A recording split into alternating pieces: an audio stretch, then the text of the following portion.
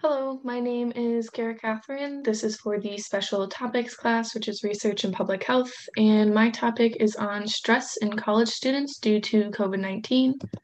So the agenda of the presentation will be start with the introduction to the topic, the background, search terms, previous studies, gaps in research, the purpose, aims and objectives, methodology, instrument, and the work cited.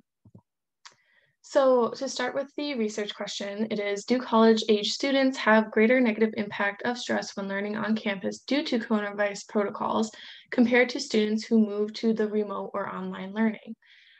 So this is important because coronavirus has changed the way of how students learn, whether it's still in class or online. Both have had their major changes that have impacted the college students. So this could include the remote learning, which is where they kind of had to stay home rather than going to school, kind of switch the way their environment is. And with in-class learning, they would have to wear a face mask or even increase cleaning protocols, and they're still exposed to other students. So this is an important public health issue because there are many adjustments that are made for the learning style, which is affecting students' mental health by increasing the stress levels. So with the background, one study showed that there was an increase of 71% of stress in students during the pandemic. In the same study, 91% of their health and health of loved ones was their biggest concern. 89% had loss of concentration and motivation with their schoolwork, and 86% had decrease in social interaction due to the social distancing policies. In another study, they showed that 89% of the in-class students were experiencing increased stress.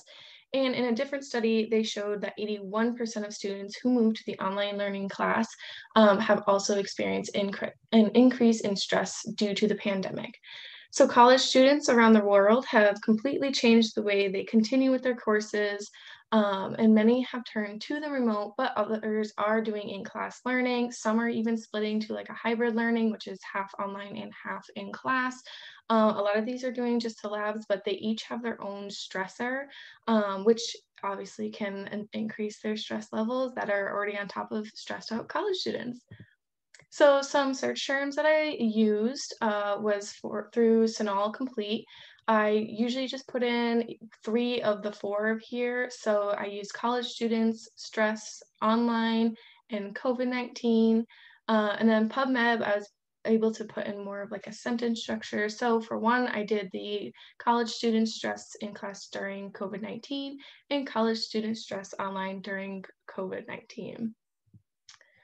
So for the first study that I had, so this study was pretty big. It was over 7,000 participants, and it focused on the e-learning crack-up and the fear of academic loss.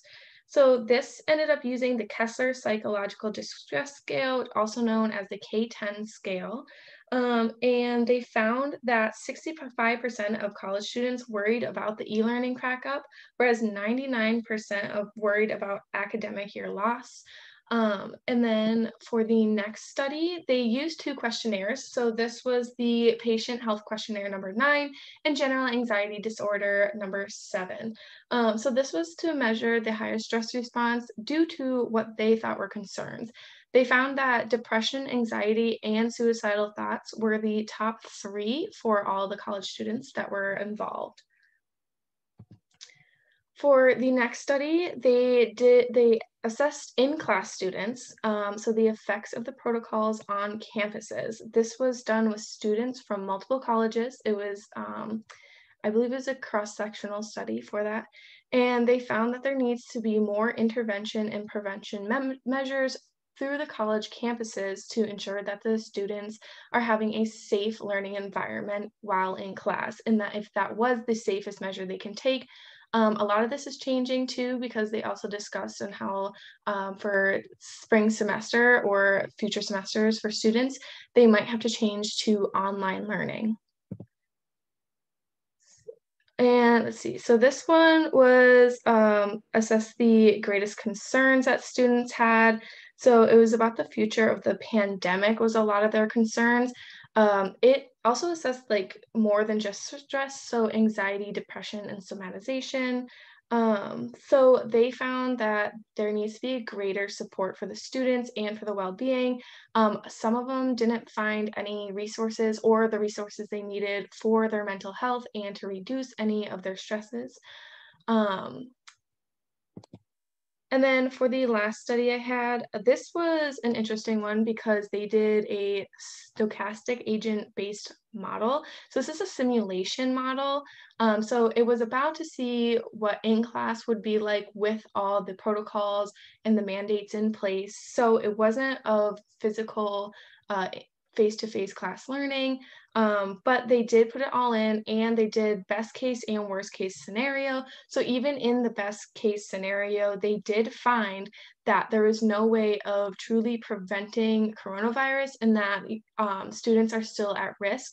This is a very important study because this does follow for what they're going to do for when this second wave may happen. But even with all the protocols that they think are going to help the students, it may not. And again, with quarantining and isolation, with all that in effect, it still was not enough for them to go through. So the research gaps in the studies. So the first study, they were trying to get a response from the government, which they never ended up getting. They weren't really looking entirely towards like the community and who was going to read it. They just wanted the government.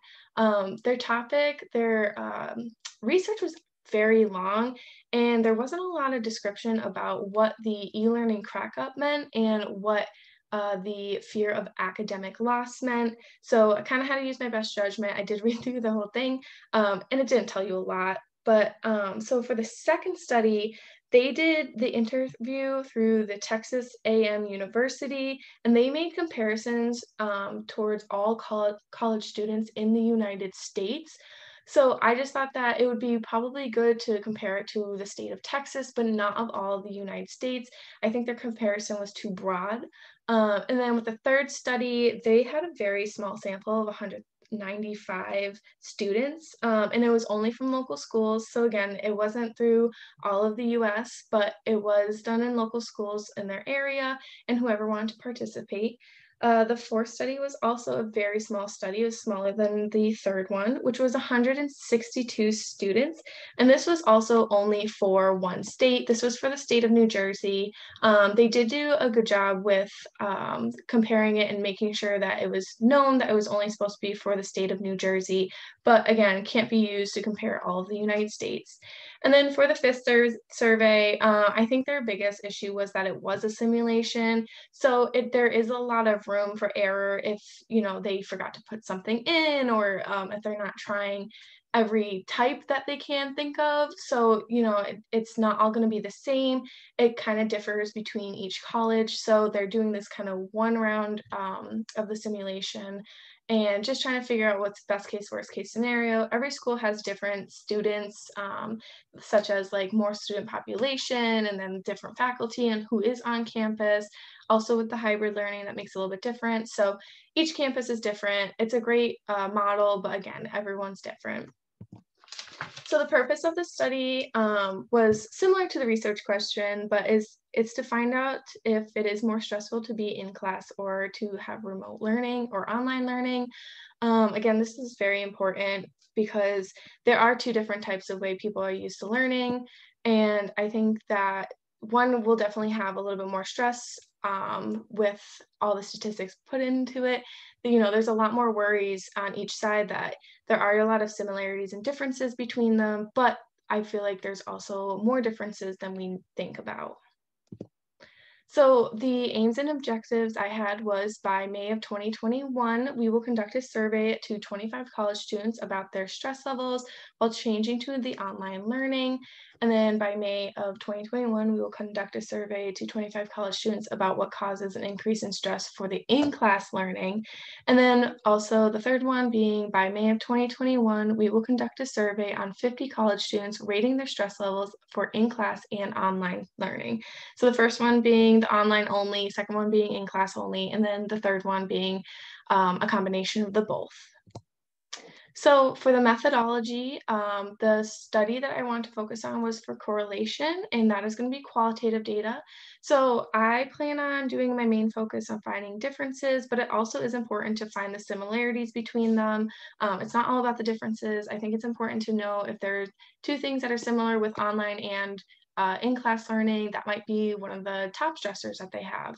And I also, the three variables that I'm going to have for the justification, we're going to be for comparing the in class and online classes.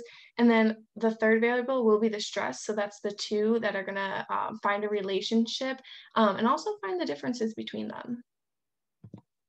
So for the sampling frame, I want to focus mainly in the United States. When it comes down to my survey, it'll probably focus more in the Massachusetts area. The sampling method will be the convenient sampling method. I will definitely have great access to this because of I am a college student and I know that a lot of people that are online and also classes that are in class for other colleges. So I just know there's a few schools around that I can collect my data from. And by reaching out through email, text, and even giving it to in-persons for people that I know a little bit more personally, I would hand out the survey that I'm about to show you soon. And I wanted to get all that in by April of 2021 and have all my data out and together so I can finish up this whole research by May of 2021. So this is my survey that I did. It's 7 questions long. I'm not sure if you can see it, but some of the questions are if they're in class learning, how they would rate their stress level from a scale to 1 to 10. I think that's extremely important. It's very basic, but I think it's really important. Kind of ranges to see if it's really high, really low, or if everybody's having the same scale. Another question was if they've had an increase or a decrease in stress levels.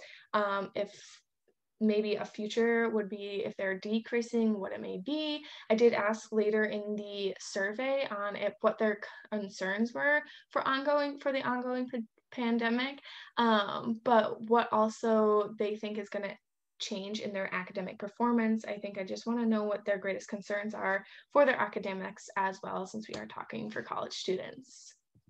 And these are my works cited. These were mostly for the background. And any questions?